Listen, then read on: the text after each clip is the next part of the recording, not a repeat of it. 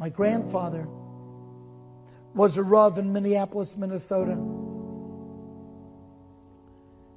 And he heard that there was a great Hasidic Rebbe in the Mayo Clinic. Mayo Clinic is one of the more famous hospitals in the world. And my grandfather, being a Rav, said, look, there's a Rebbe in the Mayo Clinic. It's upon me to visit him. So he visits this Rebbe, who happens to be the Klausenberg Rebbe. The Klausenberg Rebbe. I don't know if you've heard of the Klausenberg Rebbe. It's called Klausenberg Tzanz. Halberstam. Klausenberg Tzanz.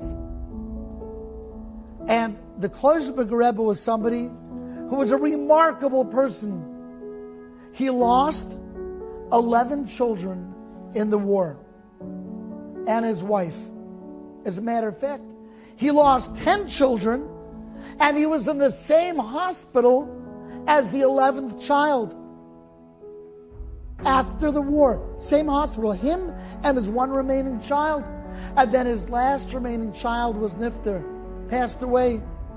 So the doctors debated among themselves, who's going to tell the Rebbe that there's nobody left?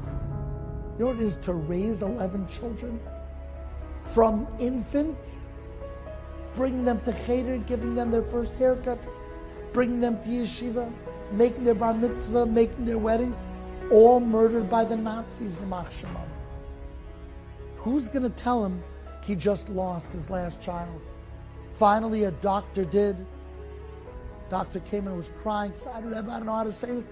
You lost your last child. And the Rebbe jumps up and he says a bracha, Atoiv HaMeitiv. Everything that Hashem does is for the best.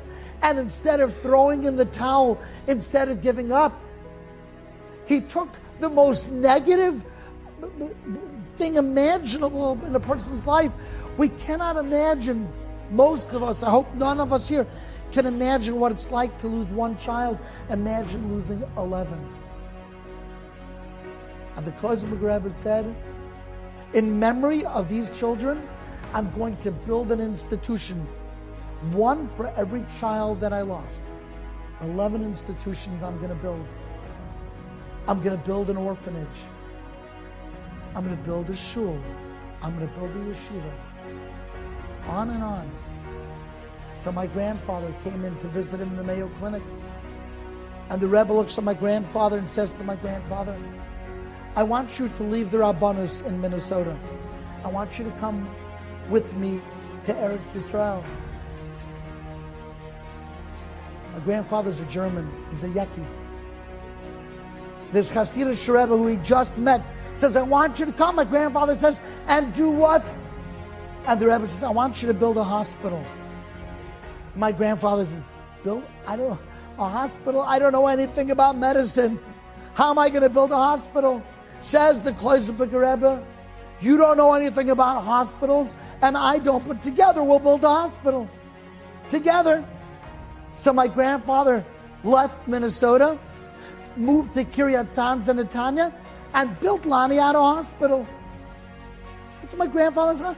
He didn't know anything about hospitals, and he built Laniado Hospital. The power of positivity rebuilt America.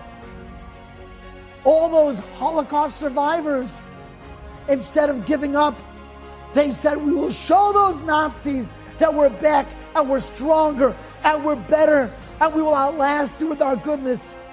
Positivity changes the world.